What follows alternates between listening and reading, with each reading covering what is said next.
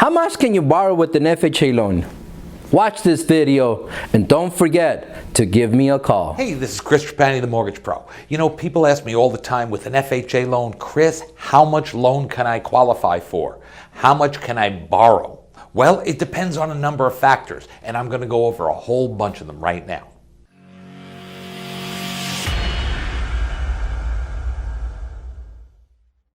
Okay, we're going to start with debt to income ratio. Here's how it works. There's two debt to income ratios that we have to worry about with an FHA loan. The first one is the payment. We call it the front end. It's the first one. So the payment can be no more than 47% of your total income. So for even number purposes and just to make it a little easier to calculate, let's say you make $10,000 a month.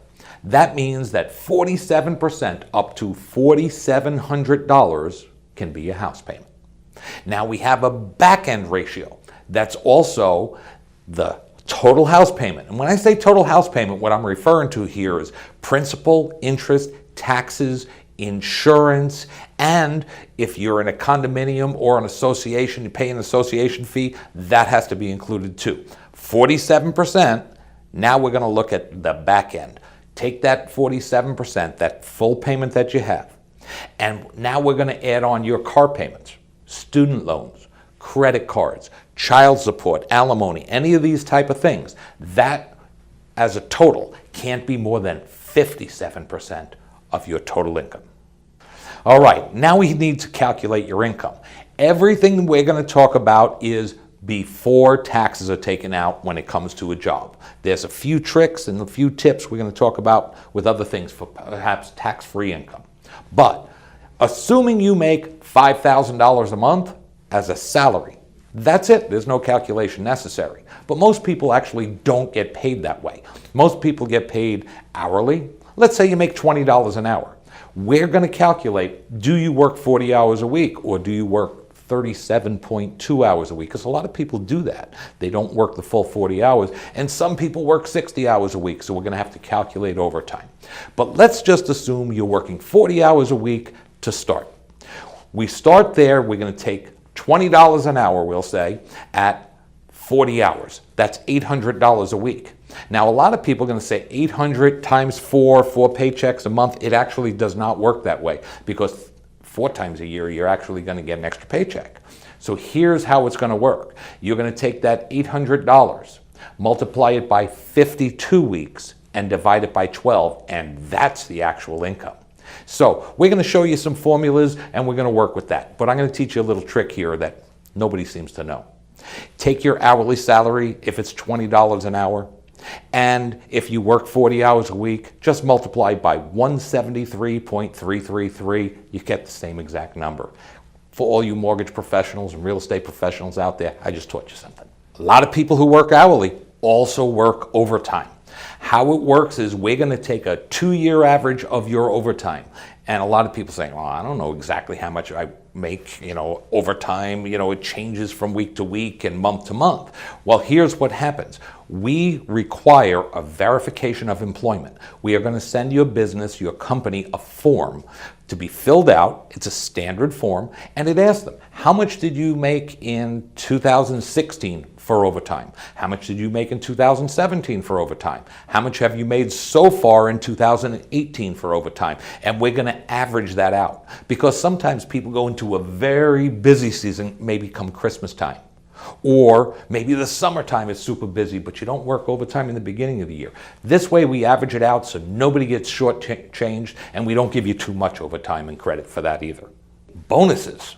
We all like bonuses. We're going to average those too. We're going to average that over 2 years. If you get a commission, a lot of people, salespeople, their salaries and their incomes are commission driven. We're going to take a look at 2 years commission and we are going to average it out. That's how we're going to figure out the gross. Now that's how we figure out your income. It's the same exact thing for your spouse. And we'll total the two together, and then we're going to start working with the 47% and 57% debt ratios. Okay, I promised I was going to talk to you about tax-free income. What is tax-free income? Well, there's a number of different things. Child support is tax-free income. Sometimes people get foster parents and they get checks from the state or whatnot. Veterans often receive income from disability. That is tax-free income. Some people receive Social Security disability or maybe even Social Security, but they don't have enough other income to have to pay taxes on it. We take this, we understand because you don't pay taxes, it's actually worth more. So what we do is on an FHA loan, we add 15% of it. What does that mean? If you get $1,000 a month tax-free, I get to add 15%. It looks like $1,150. We're going to add that to your income. Now, what else is super important to calculate how much home you can qualify for? Well, we're going to look at your credit score. Why your credit score? Well, if you have over a 580 FICO score, we're usually going to be able to go up to that 57% debt ratio and 47% front end. Sometimes it requires a 620. It all depends on how well you've taken care of your credit or not. Now, if you are below a 580 FICO score, we're going to be looking at a much lower debt ratio. If we can't get a standard approval by going to Fannie Mae and Freddie Mac's website, we're looking at a 41 or 43% debt ratio, depending on the circumstance. So we have to look at these things as a whole. Don't give up. If your credit score is low, we could work with that. We'll figure that out. We'll get you over the top to help you fire your landlord.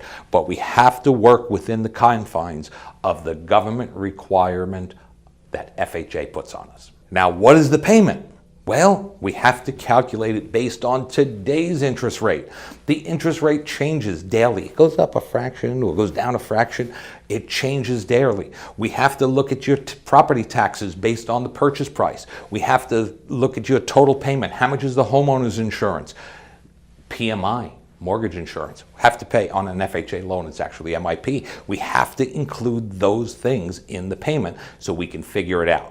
Now, it sounds like a really simple thing to do. It doesn't take long. All we need is a few documents from you. You can go to christhemortgagepro.com, fill out the application. It takes you 5 to 10 minutes, and I'll figure it out exactly. Right now, I'm giving you this video so you have an estimate. But we have to end the guessing, start the knowing, so we can fire your landlord. Sometimes people are just a little short on income and they say, what do I do? Do I have to really downgrade my house that much? Well, what about a non-occupying co-borrower? What's that? Well, maybe your brother, sister, cousin Charlie, mom, dad, they have good income with not a lot of debt. And what we do is we add their income onto yours. Now, we obviously have to add their debts too. They are just as legally responsible as you are for the loan. But very often it can help you go over the top and buy your own home. Hey, thanks for watching the video. I hope you enjoyed it. And if you want to get started today, stop procrastinating. Either call me up, 310-350-2546, or go to the website. Right here, you'll see it, fireyourlandlord.info. Click on the Apply Now button. We'll get you started. We're going to fire your landlord.